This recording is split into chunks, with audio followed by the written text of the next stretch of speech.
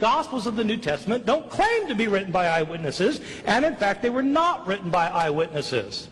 The Gospel writers were living 40 to 50 to 60 years after Jesus died.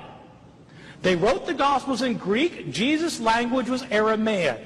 These Gospel writers were living in a different country. Decades later, where did they get their information from? They were not the followers of Jesus. They don't claim to be followers of Jesus, the disciples. They're written by later people, decades later, in a different language. Where did they get their information from? They heard stories about Jesus that had been in circulation year after year after year, decade after decade, down to the time that the gospel writers living in a different country, speaking a different language, heard the stories. What happens to oral stories when they are transmitted orally? They change. The gospel writers have discrepancies among themselves because the stories that were told and retold were changed over time, and the gospel writers themselves sometimes changed the stories.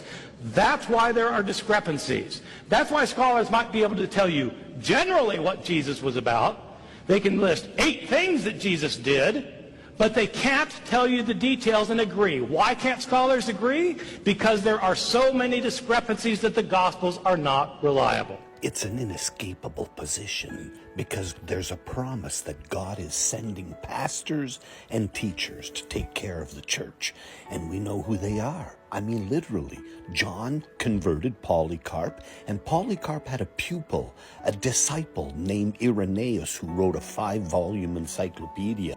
And this is what he wrote.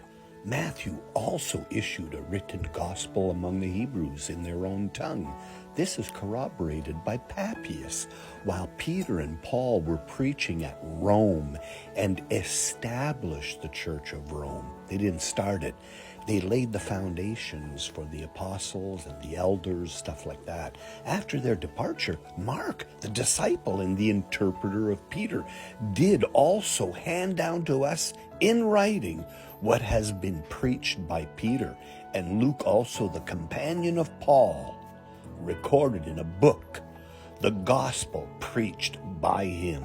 And he clearly tells us that he was the one leaning on the Lord's breast, and it's John the Apostle. And we can place Irenaeus in Polycarp's house. Now, Polycarp is the convert of the Apostle John, so we know exactly who wrote the Gospels. Afterward, John the Apostle of the Lord, who had also leaned upon his breast, says, did himself publish a gospel during the residence at Ephesus in Asia Minor. And he says there are 4 gospels and only 4, neither more, neither less. This is coming from Irenaeus, the pupil, the disciple of Polycarp, convert to the Apostle John. We have 2 letters where Irenaeus talks about Polycarp. We also have his own personal testimony about being in a bathhouse correcting a heretic there, where he learnt the ins and outs of the apostles. And listen to me very careful. It's been the majority position by the majority of the scholars for 2,000 years. Don't let anybody fool you. Because Irenaeus, living later, says that he knew Polycarp and that Polycarp knew John. And so it sounds, Irenaeus says that there's a direct connection there.